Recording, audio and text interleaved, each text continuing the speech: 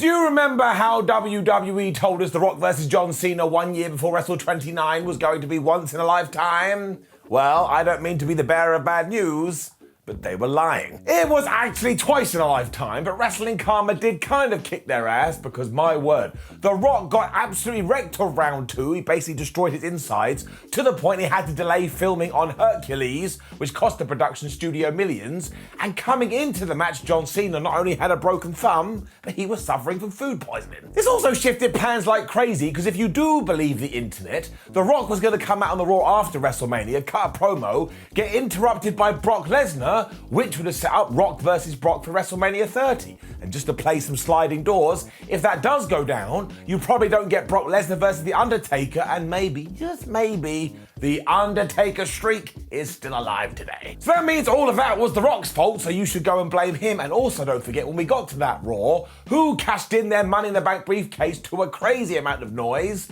It was Dolph Ziggler. Around this time, Fandangoing was also born.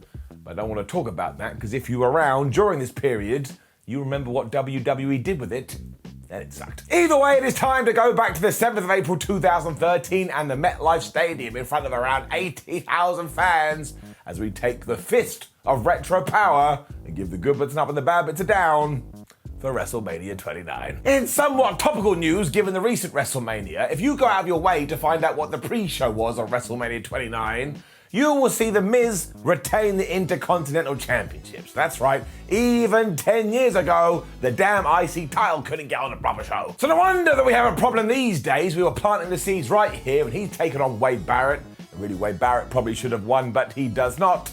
And because of all the words that just came out of my mouth, I'm giving it down. We then go into the main show proper, and our opening match is Sheamus, The Big Show, and Randy Orton taking on The Shield. Now, never forget, The Shield was put together in order to create a bunch new main eventers, and look what Roman Reigns, Seth Rollins, and Dean Ambrose / John Moxley have done.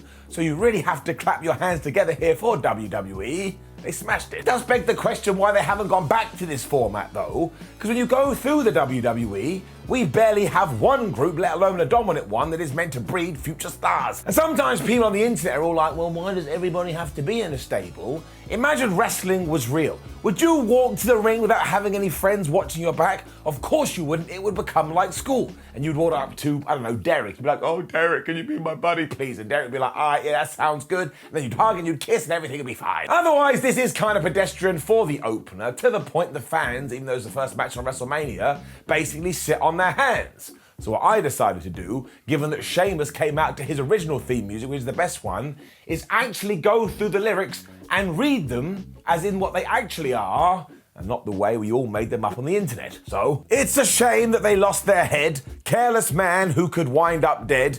You wear your sin like it's some kind of prize. Too many lies, too many lies. Whoa, these words are true and I'll make you believe. Whoa. Yeah, fair enough, the fake ones are better. This isn't really much of anything though, and of course it's just done there to underline the fact that these new people that we're trying to build have the capability to beat 3 former world champions. So they do. There is one nut spot when Rodden goes to do a dive and just crashes into Barry Barricade. I was like, oh no, he's absolutely smashed his face. And if you're interested, guess who gets the biggest reaction out of all of these guys? That's right, it's Dean Ambrose. I wonder why he got fed up. You also get a tease to the future as well, because Orton hits a wonderful RKO after Seth Rollins does jump off the top rope. And of course, this ends when Roman Reigns starts hitting spears. Now, it is actually Ambrose that gets the pin, but they want everyone to know and make it very clear that you love Roman Reigns, I love Roman Reigns, everybody will love Roman Reigns, and if you try and break our Roman Reigns experiment, we will be very mad. The best part when we are done is the aftermath though, because as always, the Big Show realizes he's lost. So he turns on his partners. Again, I can't remember specifically, but I bet he became a good guy again on Raw, then he was a bad guy on SmackDown. By the time we got to the next pay-per-view, he was probably somewhere in between. And look, honestly, this must exist. If somebody can get in touch with me and let me know how many times the Big Show did turn heel, especially the ones from out of nowhere, I'd appreciate it. But look, yeah, this was fine. I wasn't offended by it. Really though, it suffers from the fact that WrestleMania 29 just wants to look at you and keep screaming Rock versus John Cena, Rock versus John Cena, to the point we get a massive video after this and makes you think, is The Rock versus John Cena going to be the second match? And of course it's not. It's just the fact that literally nothing else matters when it comes to this show. And I looked into it, and yes, that's what Metallica was singing about. And sure, we do get away with it to a point, but man, then out comes Ryback and Mark Henry. Any ideas that we did have for Mr. Feed Me More felt done by 2013, although Mark Henry was still pretty good here. And this is actually okay. The problem being when you get to the silly finish. Before you get there though, once again, the crowd just doesn't care at all. It's like they think they're at their nan's funeral. And probably the reason they don't make any noise is because we just get bear hugs here. You get bear hug after bear hug after bear hug. And I'm sorry, have you ever seen somebody go up to a bear and go, I'm gonna strangle the life out of you? Of course not, because the bear would take its claws and it would rip out your guts. And you can go, Simon, that's disgusting, but it's true. By the time we did get to round 7 of this, I actually went into the kitchen because I was peckish and fancied a sandwich.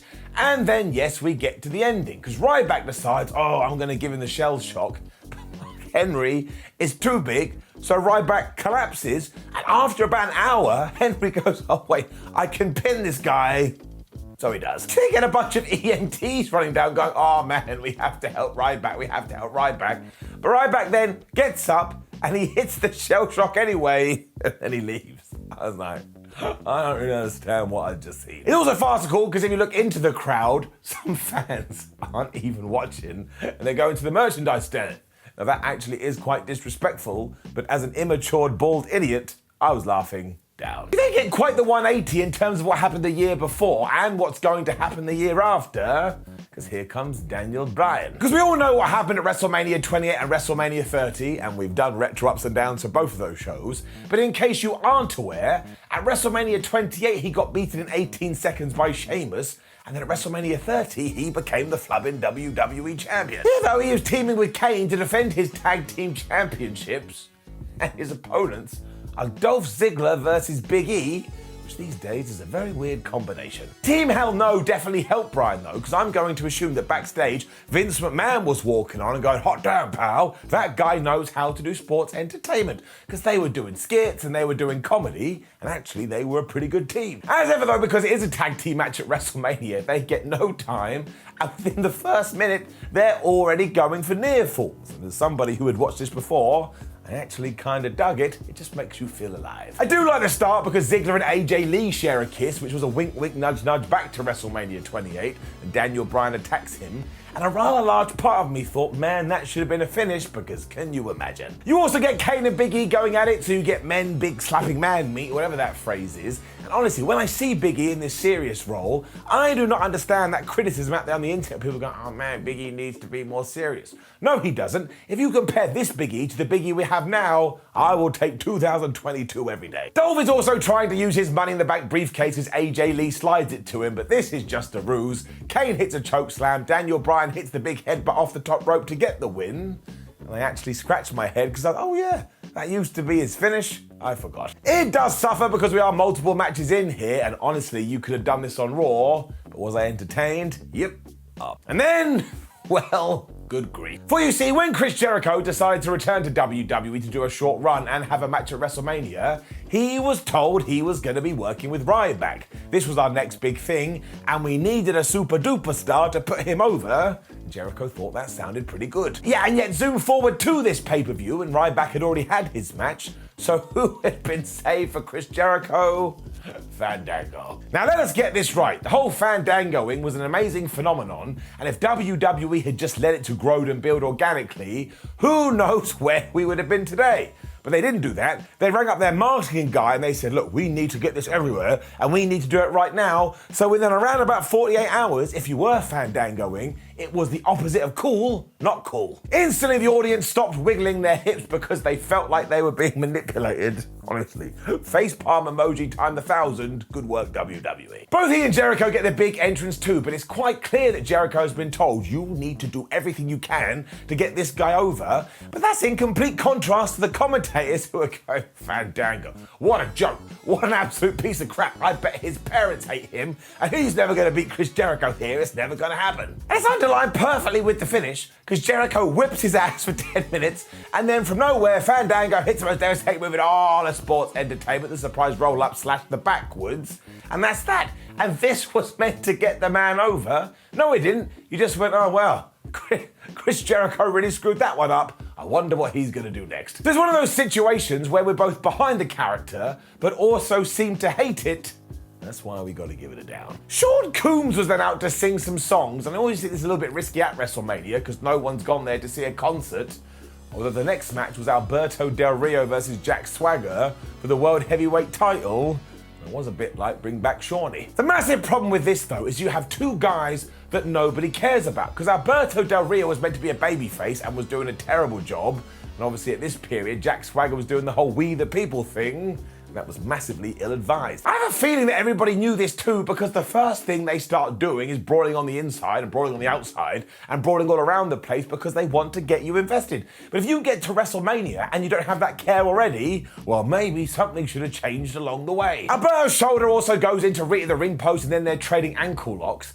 And by the time Alberto hits a German suplex on Jack Swagger, everyone's like, oh my God, he's German suplexing him. That's Jack Swagger's move. I'm sorry, ain't nobody in this house think German suplexes are associated with him. It eventually ends with a Del Rio armbar, but all you need to do is that every single fan in this arena spent the whole time going, Dolph Ziggler, Money in the Bank, cash in. And when it doesn't happen, even though it would happen 24 hours later, everybody boos. So really the problem here is you have two miscast characters and nobody cares. It doesn't feel like a world championship match, and they did put the effort in.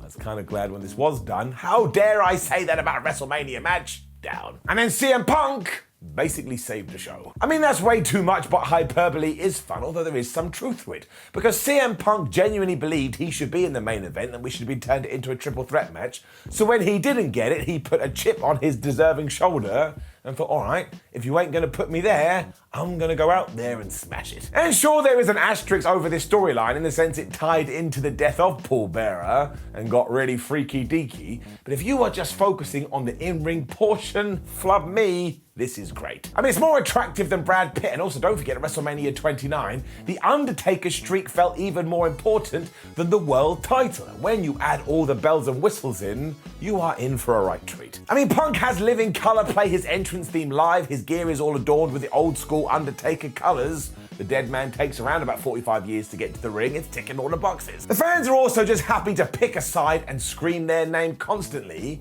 And this really is an underrated classic when you get into the whole 23-2 record. In fact, it reached such heights, if CM Punk had won this night and had been the guy to end the Undertaker streak, I would have been fine with it. Punk is also threatening to smash the urn with Paul Bearer's ashes in it on the floor because he's a sociopath, and by the time the Undertaker goes for old school, CM Punk cuts him off and then does one on his own. Oh, I tell you, chef's kiss. Paul Heyman is also great at ringside because he's basically mimicking Paul Bearer the entire time. And the only real shame is that for a good 3/4 of this thing, nobody, for obvious reasons, actually thinks Punk is gonna win. And that's not his fault at all, because a year later, everybody would think the same about Brock Lesnar, and we know how that went. And this was the problem with a streak. After a while, we all sat on our hands, because like, well, he's not gonna lose, so why don't I just go to the bathroom? Now, it's quite clear that both guys knew this too, so in the build-up to this, CM Punk had gone, look, I don't need to pin him, maybe I can submit him, maybe I can get a DQ win, maybe I can get a count-out victory. So after he has hit the diving elbow off the top to the Undertaker and smashed him through a table, and then he runs back into the squared circle, all of a sudden everyone at MetLife Stadium's like, oh crap, what if he wins that way? And you hear the noise start to rise. The bump is also horrible too, because the table doesn't break and Punk whacks his leg into it, and I'm pretty sure he was injured afterwards. And when the Phenom gets back in there at 9.99999, it's time to go. CM is also allowed to kick out of the tombstone, and while that didn't mean as much as 2013 as it once did, it's yet another amazingly used device, especially because afterwards, he hits the Undertaker in the head with the urn, and once again people are like, nah, but maybe. So by the end, everybody is losing their minds to the point you just want to clap them for a job well done, and it gets even better when CM Punk escapes another tombstone. For then, well, he just does get tombstoned. So quite frankly, this is excellent, and I think it should be in the same WrestleMania conversation as Shawn Michaels and Triple H. Yep, that's right. That's how highly I rate it. and it is getting it up. However, Triple H then pins Brock Lesnar, and it's stupid down. This hurts too because I love both Triple H and Brock, but you can just smell the stupidity here. Because Brock Lesnar had dared to leave the WWE in the early 2000s and now come back, everybody had their punishment stick out. I was like, oh, Lesnar, you thought you could be successor elsewhere, which he was. Well, now you are back. We're going to tell you off. I mean, John Cena had wrecked him, and now it was the game's turn. And even though we tried to protect Brock with a bunch of stipulation matches, he should have come back into the company and he should have whipped everybody's ass, which is why when we do get to WrestleMania 30 and he beats the streak, I don't think it was the worst decision we could have made. It's also so telegraphed because we're told if Triple H does lose, he's going to retire, and that was never going to happen in 2013. And Shawn Michaels is out here too, just in order to give you as many shenanigans as possible. Thankfully, Brock is just massive during that match, so I basically spent my whole time looking at this. Yes, that's a very weird thing to say. It also suffers once again because the fans do not care, although you can't blame them because WWE was hitting the John Cena Rock thing so hard, I think they all thought, you know what, I'm going to save my energy for that. And you can tell what they're doing here when people get sent into Simba the Steel Stairs, people get sent into Barry Barricade, people go through Alan the announce table. It's basically like, hey, we got a bunch of furniture here, why don't we break it? The thing I found most interesting is that at one point Hunter hits Brock with this Rye knee, and it actually looks to knock Brock Lesnar out a little bit. Now again, I hesitate to say it because this is Brock Lesnar, but go and check it out for yourself. He's all wibbly-wobbly, and I don't think he was selling. It could also be why he smacks the shit out of Shawn Michaels. Honestly, he hits him so hard, he starts bleeding. Although this gets really good because then the Heartbreak Kid tries to hit him with a super kick. He grabs him and just F5s him to hell. My word, that looked brutal. This distraction does allow Triple H to hit the worst pedigree you've ever seen in your life, but Brock is able to kick out of that. So, do you know what Trips does?